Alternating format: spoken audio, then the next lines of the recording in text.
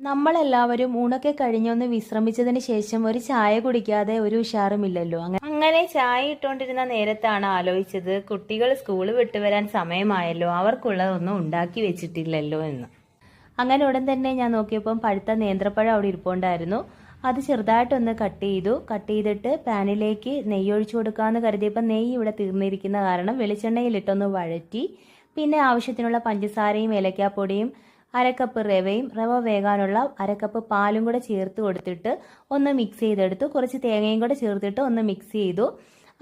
ഇങ്ങനെ മിക്സ് ചെയ്ത് കൂട്ട് ഒന്ന് തണുത്തതിന് ശേഷം ചെറിയ ചെറിയ ബോൾസ് ആക്കി ഒരു പാനിലേക്ക് ചെറുതായി വെളിച്ചെണ്ണ ഒഴിച്ചു കൊടുത്തിട്ട് ഒന്ന് ഷാലോ ഫ്രൈ ചെയ്തെടുത്തു. അപ്പോൾ ചൂട് ചായക്കൊപ്പം നല്ല മുരുമുരാന്നുള്ള ഏത്തപ്പഴം ബോൾസ് അങ്ങനെ തയ്യാറായി കഴിഞ്ഞു. എനിക്ക് ഒരുപാട് ഇഷ്ടപ്പെട്ടു. ഞാൻ ഒരെണ്ണം കഴിച്ചു നോക്കി. കുട്ടികൾക്കും ഒരുപാട് ഇഷ്ടപ്പെടും. എന്തായാലും കടപ്പലഹാരത്തേക്കാൾ കുട്ടികൾക്ക് ഇത് കൊടുക്കുന്നതല്ലേ നല്ലത്.